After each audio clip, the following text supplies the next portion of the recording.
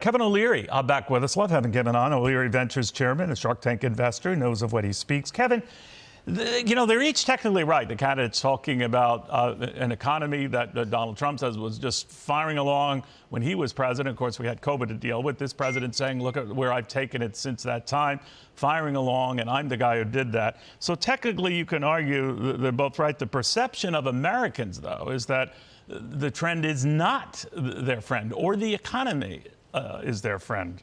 Who's right? Well, unfortunately, in an election year, perception is reality, and there's three easy measures that every voter is looking at. Food prices are up about 32% from pre-pandemic and have remained there. Housing's also inflated dramatically, and then energy's back up again. And these things are prices you deal with every day, whether you put bread on the table or you fill up your car or you're paying your rent or you're buying a home, whatever. And that's why people, when asked, do they feel better about the economy than they did 4 years ago, their answer is no, it's inflation. It's always difficult for any incumbent to deal with inflation because it's not something you could turn around. Now, in this particular case, unique to America, you threw that pandemic in for 2.5 years, and these spending programs, doesn't matter what act you want to pick, it could be Inflation Reduction Act or the PPP or whatever, we probably poured in about $2 trillion more printing money than we needed to, and that is what's causing the problem right now. And that will not be repaired by November. Nothing's going to change between now and November. It will be a major election issue. Kevin, the markets at the half-year point are sizzling. The Dow, well, it's only up about 4%. The Nasdaq's up 18%. The S&P 500 up 14.5%. I don't know if it can repeat that performance in the next half of the year, but what type of a backdrop is that for the election? Because the Biden folks, who used to never talk about the markets, are talking about them almost as much as Donald Trump did when he was president. What do you make of that? Usually in strong election years, the incumbent party in the White House does pretty well. Usually, I say, not all the time. But what do you make of that? Talking about the stock market during an election cycle hasn't really worked ever. But the reason that's the case is if you look at job creation in America, 62% come from businesses with between 5 and 500 employees. That's the essence of the American economy. That's the American first or second generation family that's running a business, pick your state.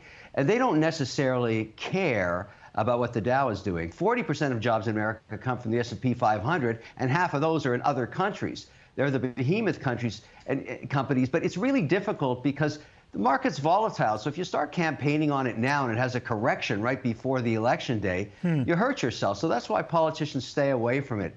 But it's right back into job creation. And again, touching on regulatory environment as well. You saw some of that in the debate. We saw policy creeping in. You know, I understand the issues around Biden's delivery and the whole issue that we're now dissecting about the debate. But there were policy nuggets in there. And for investors like me, we were listening. What did you hear that you liked? Well, the big debate right now is on corporate taxes. And the reason you would care about that, particularly capital gains, is where do you sit in competitiveness around the world? You know, we think about the American cycle in our own country, in this jurisdiction for the election here.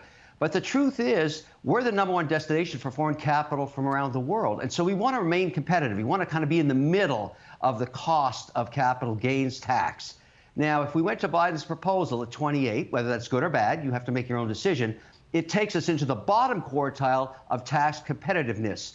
Trump is talking about 15 at the low end to 21 where it is today. That's right in the middle, and it's working. It's definitely working because we don't have that contortion anymore of companies twisting themselves to move to Ireland or some other jurisdiction where corporate taxes and capital gains are lower.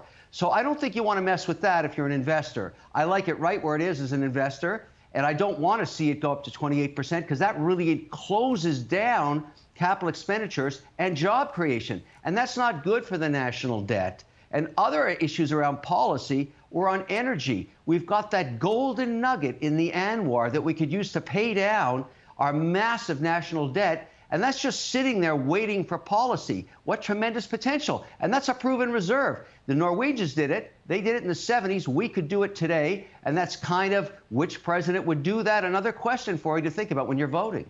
You know, a lot of folks knew and were very excited that you were going to be on the show, Kevin. I get emails from some. I just wanted America where I have a chance to pay less in taxes than people like Kevin O'Leary. And it echoes a Joe Biden theme that the rich, guys like you, aren't paying your fair share. You've heard this many, many times. You've addressed it as well. What do you say? Yeah, I've heard that many, many times. I hear it from AOC. I hear it from Elizabeth Warren. I hear it from Biden himself. I don't want to, talk about an exclusive club of wealthy people. It would be better to think about it. We're an entrepreneurial economy. We reward entrepreneurship. We reward men and women that take risks to start businesses in their basements and create hundreds of thousands and millions of jobs. And when you see a Bezos do that or an Elon Musk do that, do you want to punish them for their success? Is that what America's become? Let's punish our entrepreneurs? No, they pay their fair share as a percentage of taxes. They abide by the tax laws and they create jobs. So when the president mentions, Kevin, everybody brings that up. I hear you, but when the president mentioned that some in that billionaire community pay, less than 8% in taxes, of course he's looking at a fraction. He's looking, some arrangements that are perfectly legal, but it does stick in a lot of people's craw, and he wants to address that. You say? Well, look, some of us that are entrepreneurs do not have salaries. We don't make any money because we're taking it all and putting it in to companies and starting to grow them, and we get capital gains. Now, if you don't like capital gains tax, you want to increase it and become very uncompetitive, entrepreneurs will take their money somewhere else, and foreign investors will also go somewhere else. You've got to understand that bashing the rich, I get it. I understand why that might work politically. It certainly works for AOC. But it's not what America's about. That's not the DNA of America. We're the #1 economy on earth because of our entrepreneurs. Got it. I'm Steve Ducey. I'm Brian Kilmeade. And I'm Ainsley Earhart. And click here to subscribe to the Fox News YouTube page to catch our hottest interviews and most compelling analysis.